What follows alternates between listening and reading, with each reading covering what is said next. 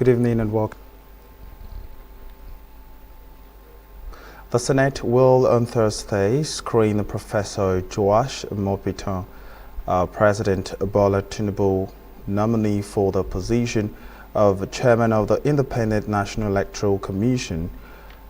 The announcement was contained in a circular issued on Wednesday by the Director of Information of Senate, Bola Audu B. Allah, and made available to journalists in Abuja.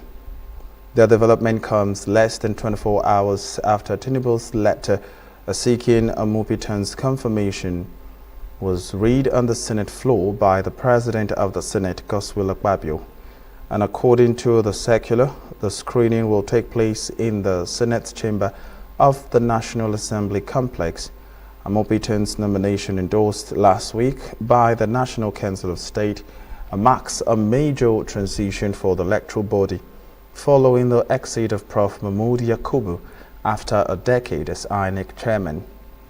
In his letter to the Senate, Tinubu said the appointment was made in line with Section 154, subsection 1 of the 1999 Constitution, as amended, and urged the lawmakers their usual expenditure consideration.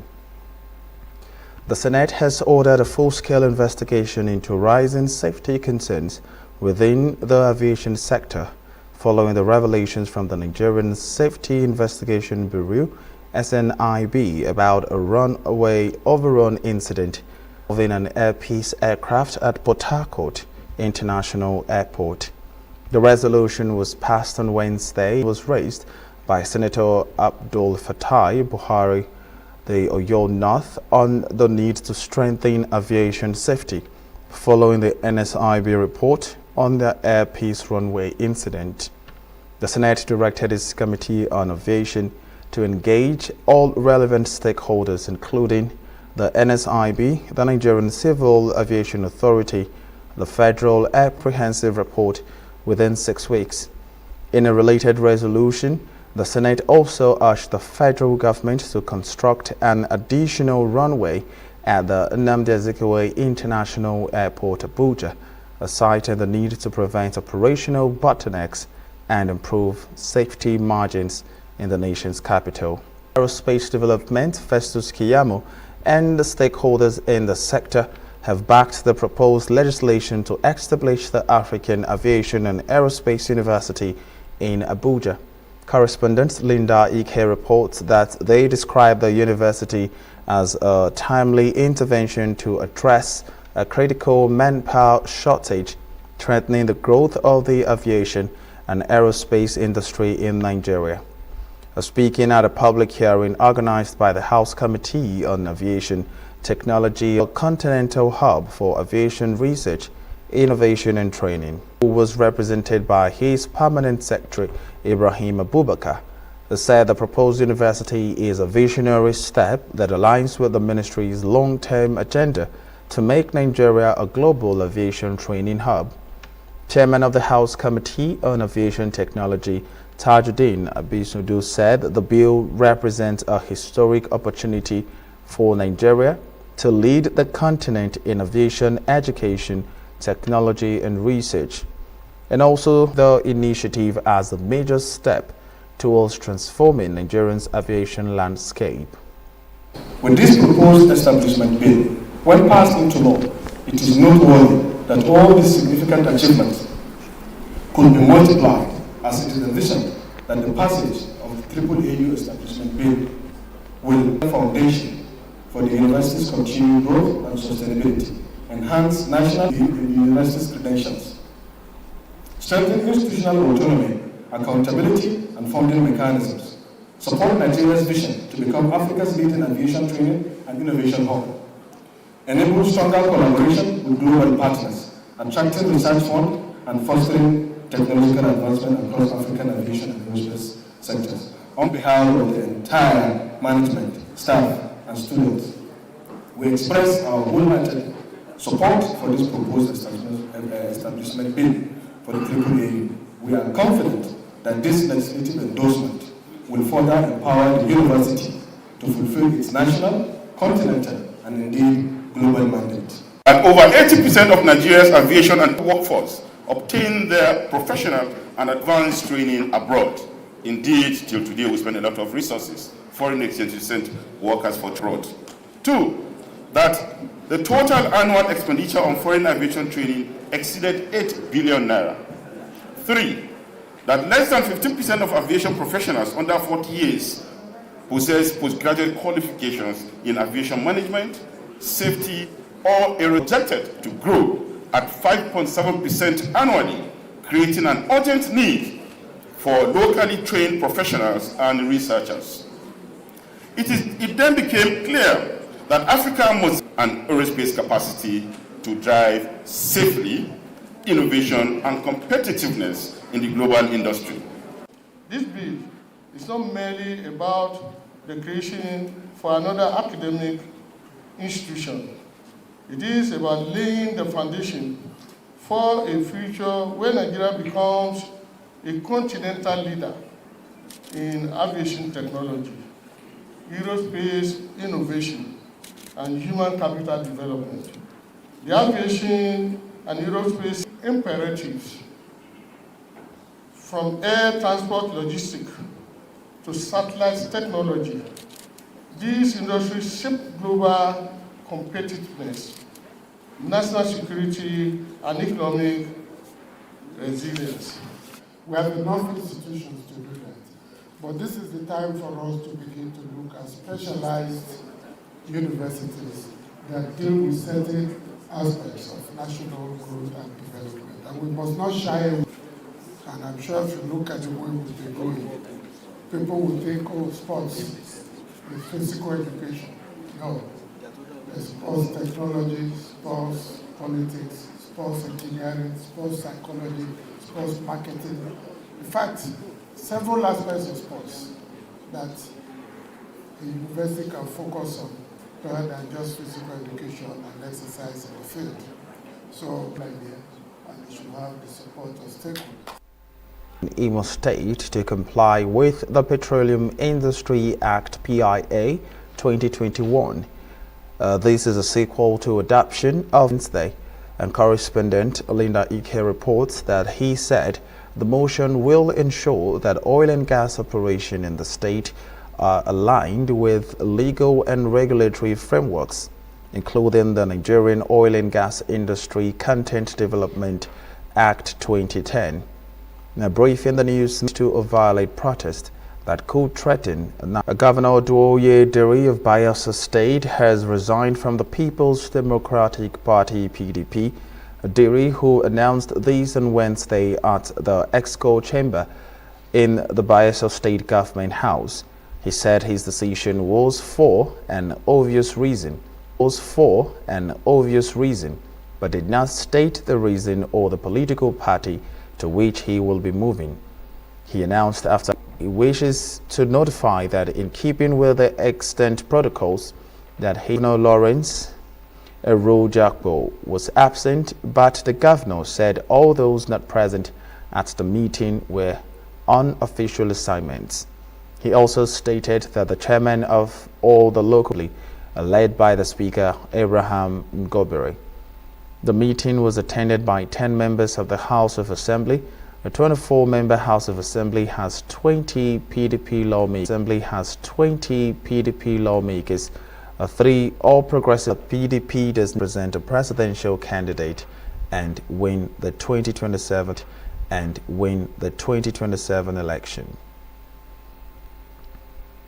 The National Working Committee (NWC) of the People's Democratic Party (PDP) has named Senator Ben Obi as the new secretary of its elective National Convention Organizing Committee, replacing Enugu State Governor Peter Mba. Governor Mba, who served as a secretary to the main organizing committee led by Adamawa State Governor Amado Finturi, was replaced following his defection to the All Progressive Congress (APC) on Tuesday. The PDP's elective National Convention is scheduled to hold on November the 15th and 16th in Ibadan. Senator Obi, who represented Anambra Central in the Senate, was the running mate for the former Vice President Atiku Abubakar in the 2007 presidential election under the platform of the defunct Action Congress of Nigeria. A statement issued after the NWC meeting, the PDP National Publicity Secretary Debo Ologunagba said the party remains focused and undistracted in its preparations for a successful convention. The NWC commenced the NCOC under the chairmanship of His Excellency Governor Amadu Umaru 2025 National Convention.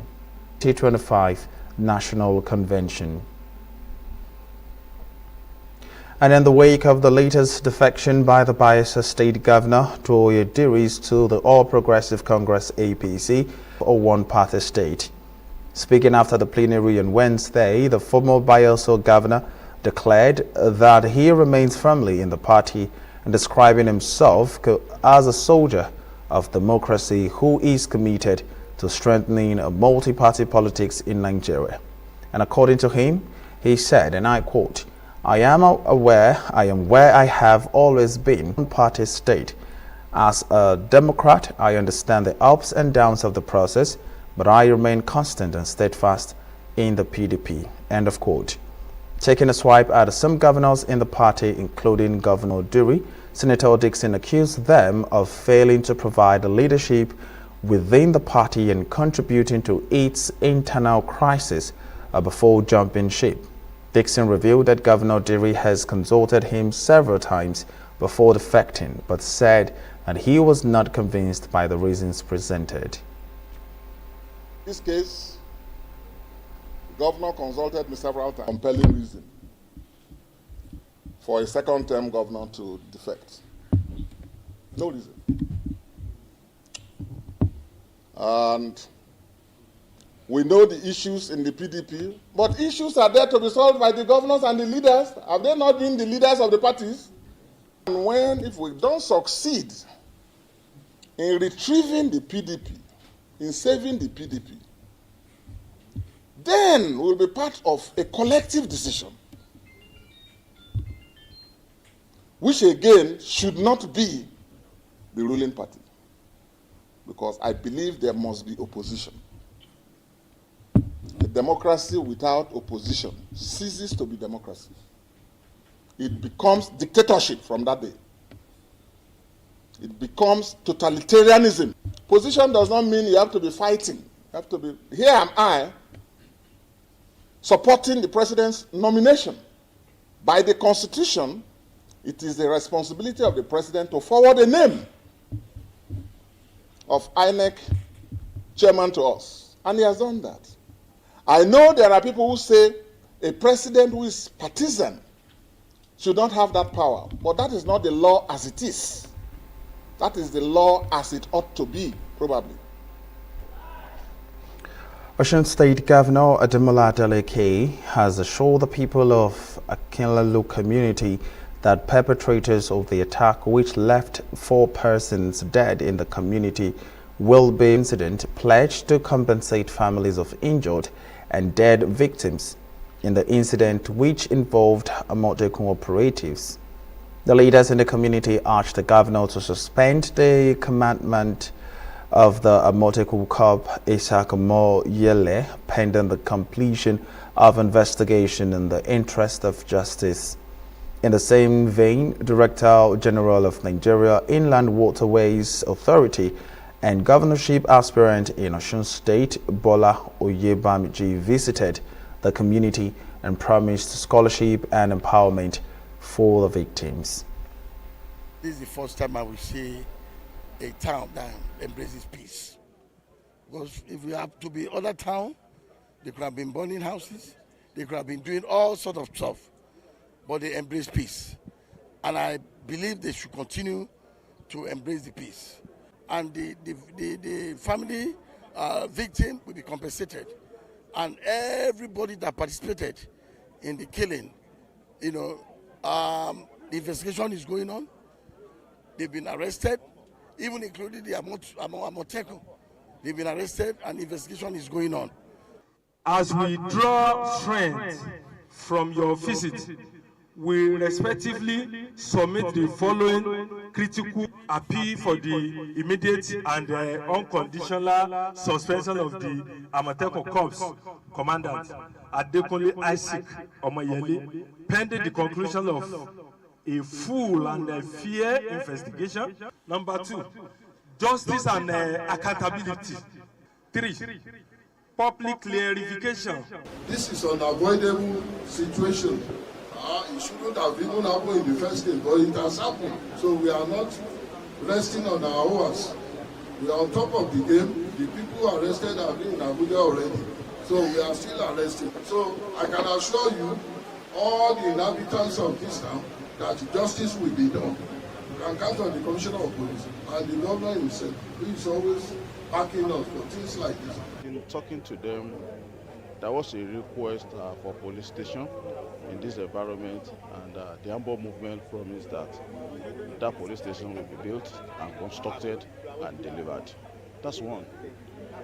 We promised that we are going to educate and give scholarship to the children of the parents of the dead ones, from the primary school that they have to secondary and to university level.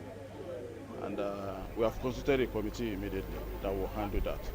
This is not political, this is something that we will deliver to their people. The Lagos State government has urged the National Assembly to decline the Central Gaming Bill, citing the concerns over its constitutionality and potential conflict with a Supreme Court judgment. The bill, which aims to regulate online gaming and lotteries across Nigeria, has been met with opposition from Lagos State, which argues that it encroaches on states' rights. Its Attorney General and Commission for Justice, Lawal Pedro, said at a press briefing at Alaba that the Supreme Court had, in a landmark judgment delivered on October 13, 2024, ruled that lotteries, betting, gaming and other games of chance were residual matters falling within the exclusive legislative competence of states, except in the Federal Capital Territory.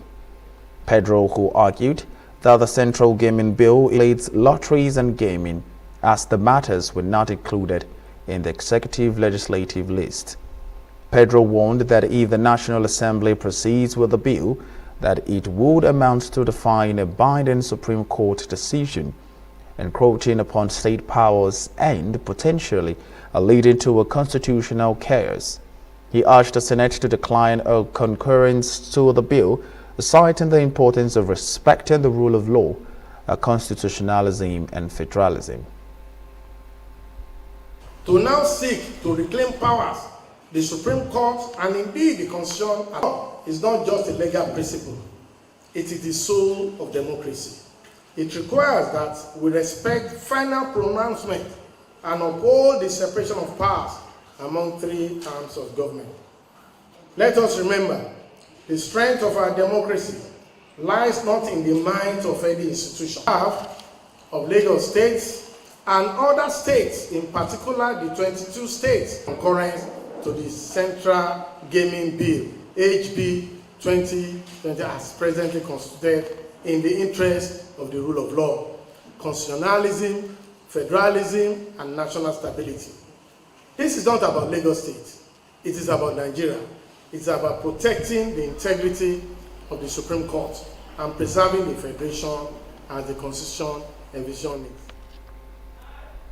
The governor attributing to the improvement to ongoing microeconomic reforms by the Bola Tinubu's administration.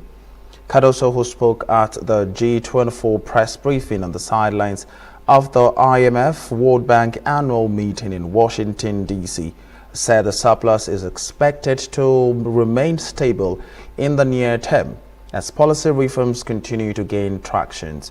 And according to a statement signed by the Director of Information and Public Relations at the Federal Ministry of Finance at the session, said Nigeria's economic outlook is brightening and despite a global headwinds.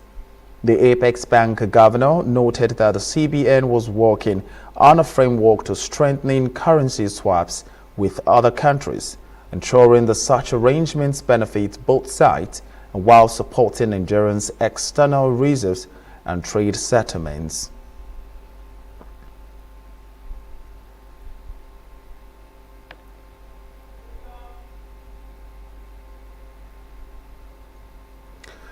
The Manufacturers Association of Nigeria (MAN) has reiterated the need for the federal government to implement policies that promote Nigerians first through clear policy direction, a regulatory alignment, and a procurement culture that prioritize a local production and enterprise. And according to MAN, only a strong implementation of the Nigerian policy can drive job creation, stimulate industrial growth, and enhance the nation's gross domestic products (GDP) in real terms, achievable only when local enterprises are fully supported to thrive. President of MAN, Otumba Francis Mishoyi, made the call during the opening of the association's 53rd business meeting held on Tuesday in Lagos, stressing that such a policy direction is crucial to building a sustainable and self-reliant economy. And also speaking, the director of UNIDO representatives to Nigeria and ECOWAS, Ambassador Philbert Abaka Johnson, noted that the Nigerian First policy places the local manufacturing at the heart of public procurement and businesses' activity, thereby empowering indigenous industries. He reaffirmed the UNIDO's strong support for MAN's advocacy towards strengthening the local procurement frameworks. The Director General of MAN, Segun Ajayi Kadir, further urged the Nigerians to deliberately prioritize the patronage of made-in-Nigeria products, describing it as a collective responsibility and to succeed, supply must meet demand. And for supply to be competitive, the operating environment must improve.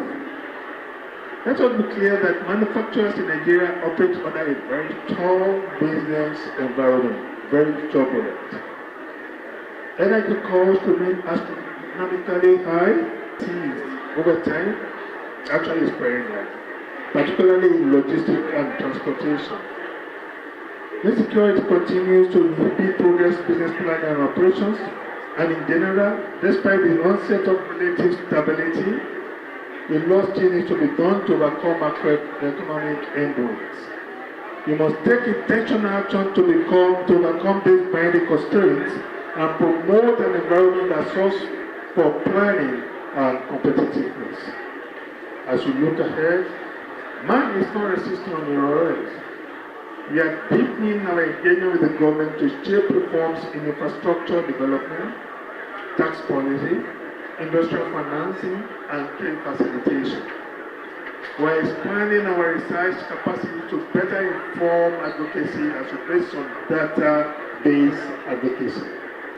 UNIDO strongly supports MAN's advocacy for stronger local procurement framework. President Tinubu's Nigeria First policy offers a clear pathway to scale domestic patronage of Nigerian products and services. Institutional monitoring, periodic evaluation, tracking, and capacity development would ensure that local content also means high-quality content. When Nigeria products are trusted, they will be patronized not just at home, but globally. Industrial transformation is a shared responsibility. Government must provide the enabling policy and infrastructure. The private sector must continue to innovate and invest. Development partners like UNIDO will continue to provide. We have witnessed not just products, but dreams, the sweat and ingenuity of Nigerian manufacturers on parade. By this exhibition, we are standing tall development, tax policy, capacity to better inform advocacy and to based on data-based advocacy. The leader strongly supports man's advocacy for stronger local procurement framework. President Tinubu's Nigeria First policy offers a clear pathway to scale domestic patronage of Nigerian products and services. Institutional monitoring, periodic evaluation, transparent reporting, and capacity development would ensure that local content also means high-quality content. When Nigeria products are trusted, they will be patronized not just at home, but globally. Industrial transformation is a shared responsibility. Government must provide the enabling policy and infrastructure. The private sector, global best practices and catalytic funding support. We have witnessed not just products but dreams, the sweat and ingenuity of Nigerian manufacturers on parade. By this exhibition, we are standing tall, grinding through adversity, forging through volatility, and innovating through every storm. Until the lion learns to ride, we glorify the hunter, says the African proverb. Today, we are telling our stories through the exhibition stand, and we shall soon be visiting. It is a task of harnessing the Nigerian First policy as an effective formula for an enduring industrial-led economic development, job creation, and national. Say thank you for lending your time, your voice, and your... And that's it on the local news. We'll now take a short break. When we'll come back, we'll take some stories from the foreign scene.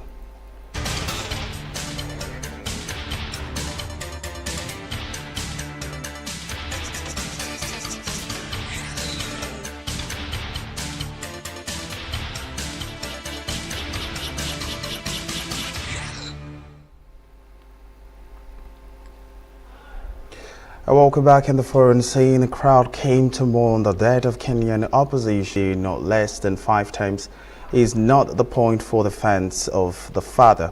His role as a fighter for democracy and champions of his Luo tribe made him a dominant figure in Kenya politics for decades. And on Wednesday, just hours after his death at 80 at an Indian held retreat, hundreds of his supporters flocked to his residence in the upmarket suburb of Karen. Many were inconsolable. One man tried to enter on his knees as tearful women screamed over and over again. And none of Odinga's supporters forgets the 8 years in prison that he spent under the authoritarian president Daniel Arap Moi from 1982 to 1991, nor his support for the 2010 constitution, which transformed Kenya into a more modern democracy. Madagascar braced for military rule on Wednesday after an elite army unit seized power following the President Andry Rajoelina's impeachment, a promising election within 2 years as the international community voiced alarm over the crisis. The poor Indian Ocean nations was plunged into its worst political upheaval in years after the captured military contingent assumed power moments after the parliament voted to impeach Rajoelina, who appeared to have fled the country as street protests escalated. It becomes the latest former French colony to fall under the military control since 2020, joining coups in Mali, Burkina Faso. Randrianirina confirmed the president by the top court. It said the transition to civilian leadership would take under 2 years and include the restructuring of major institutions. The transition would be overseen by a committee of officers from army, gendarmerie, and police. And an infection grapevine disease has now been detected in almost all of Hungary's wine-producing regions, including in one of the world's oldest classified wine areas, The National Food Safety Agency said on Wednesday the disease of Flavsin-Dure can be devastating for producers, greatly reducing the productivity of older vines and killing younger ones.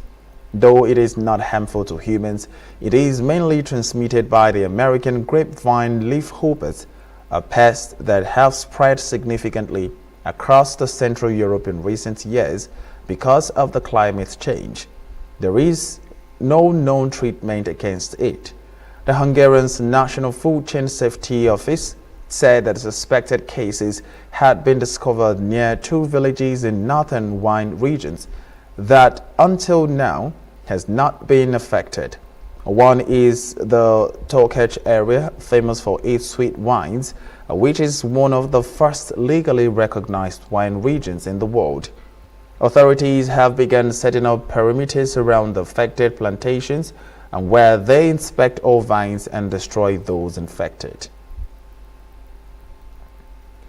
And an oil tanker undergoing repairs at the shipyard in western Indonesia caught fire earlier on Wednesday, killing 10 people and injuring 21 others, and local police reported.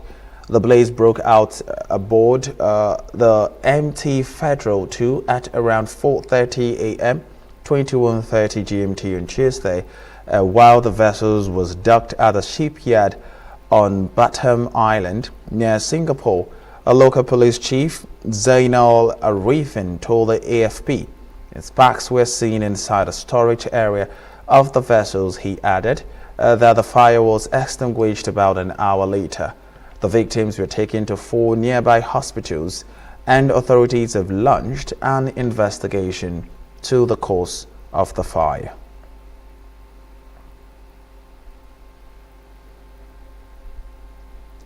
We'll now take a short break. When we'll come back, we'll take some stories in sport.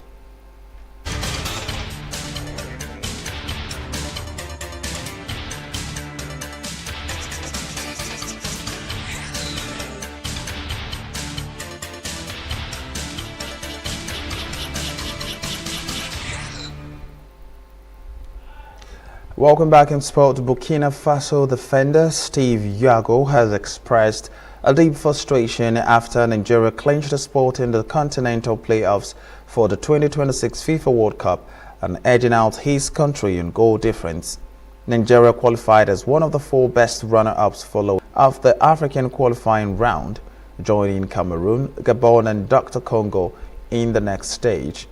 The Super Eagles defeated Benin Republic 4-0 in their final group game, while Burkina Faso beat Ethiopia 3-1.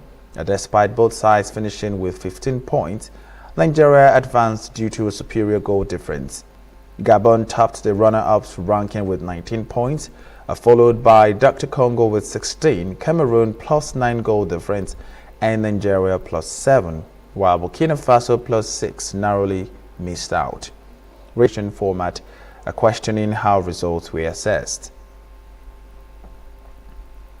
And FIFA said on Wednesday it hoped all 16 host cities will be ready to stage the games at the 2026 World Cup finals after the U.S. President Donald Trump suggested matches could be. A FIFA spokesperson said that we hope that every one of our 16 host cities will be ready to successfully host and fulfill all necessary requirements.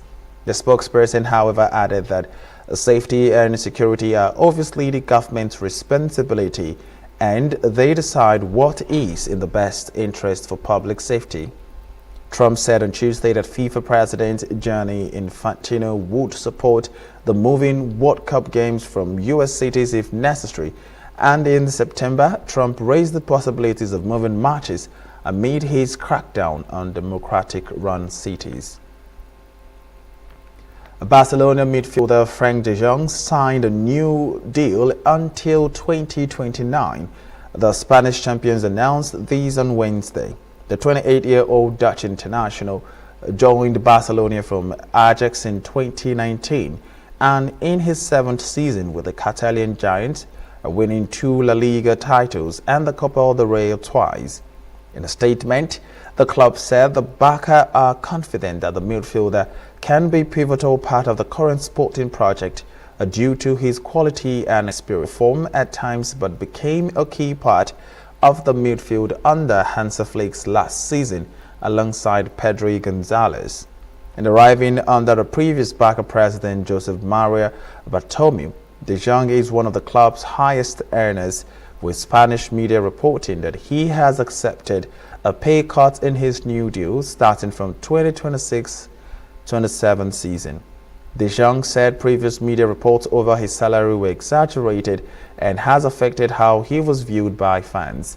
Barcelona tried to sell De Jong in 2022 as part of cost-cutting measures, but the midfielder dug in to